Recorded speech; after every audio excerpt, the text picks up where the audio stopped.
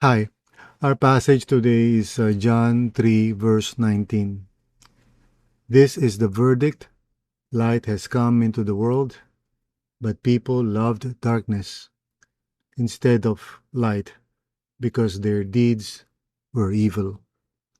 Tayo po ay manalangin.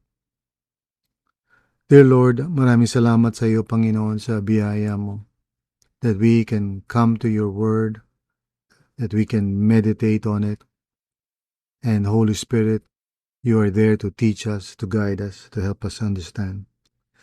We pray, O Lord, that you would open our hearts, our minds to the truth of your word so that we may grow in our faith. Lord, it is for your glory that we grow and bear fruit. So tulungan niyo nga po kami, Panginoon, as we meditate on your word today. Speak to us, O Lord God. In Jesus' name. Amen. Amen. So we are continuing on the fourth part of our day-to-day devotions based on last Sunday's sermon. At nawa, unti-unti natin talagang makita ang kahalagahan ng pag-ibig ng Panginoon, lalong-lalo na sa mga tao na maaaring mahirap ma-reach, mahirap na kausapin, tulad ni Nicodemus dito sa story ang pinag-uusapan natin. He was a person who may seem parang godly or righteous on the outside, but he came to Jesus at night. And Jesus now confronts Nicodemus. At ang sabi ni Jesus, this is the verdict: light has come into the world. Of course, that is referring to himself bilang the light of the world, bilang Messiah and Savior of all. But Nicodemus, just like many people during that time, did not believe. And so Jesus says, but people love darkness instead of light because their deeds were evil. So why would people love darkness more than light? Why would people reject salvation? Minsan pag may mga kinakausap tayo ng mga tao, nagtataka siguro tayo, bakit nire-reject nila yung good news? Samantalang napakaganda nito. Siguro kung ating babalikan ng tanaw yung sarili nating karanasan, yung experience natin, prior to us, coming to the light, opening our hearts to Jesus, believing in Him, bago dumating yung time na yun, yung point na yun, we were also in darkness and we did not want, to come to the light. Ang sabi ni Jesus, ang reason is because, our deeds are evil. Ayaw natin ma-expose sa light. And dapat natin maunawaan ito sa mga tao. As we reach out to people, not everybody would be open, not everyone would be eager to hear. Kaya siguro without understanding, we might get upset. We might give up on people kasi ayaw nilang makinig. So we're thinking na, sige, di bali na lang. Iba na lang kakausapin ko. Now, of course, this requires wisdom. Because sometimes, at the point na nakausap natin sila, wala pa naman sila siguro dun sa punto that they are beginning to see that they need the Lord sa buhay nila. Perhaps, they're still enjoying sin. They're still enjoying their lifestyle in the darkness. At imbis na magalit tayo o condemn natin sila, let the love of the Lord motivate us to just be patient, to persevere. Because we know what's really going on. There is a struggle within their hearts.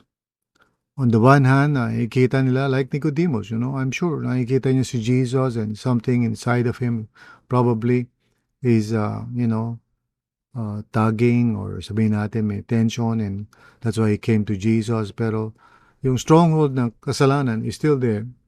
And even though he is a teacher himself, he is part of the ruling council dun sa Israel at that time. He's a well-to-do person. He's someone looked up to by people in society.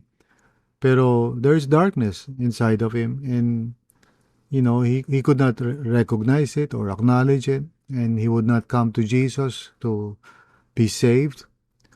Yun ang ibig sabihin ng coming to see Jesus at night. So John is implying that Nicodemus is still under the stronghold of evil. He would not let go. At ganyan ang mga taong nakakausap natin, na-encounter natin. Only the love of the Lord, the love of Jesus for people, the greatest love of all, can help us really just persevere and continue praying in mercy and compassion toward those who do not see the light or refuse to come to the light. Patuloy lang tayo sa pag-share sa mga tao. In spite of their rejection, tanim lang tayo dapat ang tanim. So, wag tayo mag-give up. One day, mag-open din yung puso nila. Perhaps not during our own time or experience. Baka later on, somebody would harvest whatever it is na tinanim natin sa puso ng tao na yan. So, there's a bigger picture here at huwag tayong magkaroon ng discouragement or despair. You see, the greatest love of all is truly God's love for all, including yung mga tao na matigas, mahirap kausapin, yung mga Nicodemus ng mundong ito. So kapatid, kung may kilala ka, maybe a family member, maybe a asawa, anak, a neighbor, a relative, a workmate, schoolmate, whatever, Kung may mga tao kang nire-reach out at parang ayaw nilang makinig, do understand that there's really a spiritual battle going on. Ayaw nilang buksan yung puso nila because sin is still holding on to them and they cannot give it up. They cannot imagine that they can live their lives under the reign and rule of God. So they just hold on, and they resist. Not because the gospel is wrong or the gospel is parang not attractive. Most likely it's because they cannot imagine that they will have to give up their lives and surrender it to the Lord Jesus. Kaya sila nag-i-struggle. So be compassionate to those people. Magkaroon ka ng mercy and compassion. Just like Jesus. He knew that Nicodemus was really struggling inside his heart. Hindi siya, nahirapan siya. And eventually later on, magbubukas yung puso niya. But during this particular encounter, he could not really bring himself to the light, even though the light is right there before him. Jesus, the Savior of all, the Messiah. Hindi niya mabuksan yung puso niya at hindi niya matanggap na si Jesus ang tunay na tagapagligtas niya. So, yan po ang katotohanan na I hope na you would remember and think about. And by God's grace, i-consider natin ito maigi para we can continue reaching out to people in spite of yung mga initial responses nila sa atin. So, tandaan natin, the enemy has blinded unbelievers so that they would not see the glory of God through Christ Jesus our Lord. So, persevere, fight the good fight of faith, and don't give up. Tayo po'y manalangin. Lord, maraming salamat sa iyo, Panginoon, sa biyaya mo, Lord God, at tunay nga, pinapaalalahanan mo kami ng pag-ibig mo, Panginoon, para sa mga tao, para sa mga Nicodemus ng mundong ito na ayaw lumapit sa liwanag. Tulungan niyo kami, Lord, na huwag mag-give up, basta patuloy lang na magtanim sa puso ng bawat tao na nilalapit mo sa amin, Lord. Thank you, Lord, for using us as messengers and ambassadors of Christ. Nawa maging faithful kami at huwag kaming sumuko, bagamat maraming mga hurdles minsan, maraming mga pader o barriers. Still, we will trust in you because you commanded us to go and make disciples of all nations. So, Lord, we will obey you because you said you will be with us until the end of the age. Salamat, Panginoon. In Jesus' name, amen and amen. So thanks kapatid for listening. I hope na nakatulong sa iyo ito and continue to meditate on the Word of God.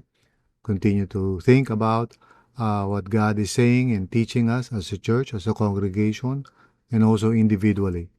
So maraming salamat muli and God bless you.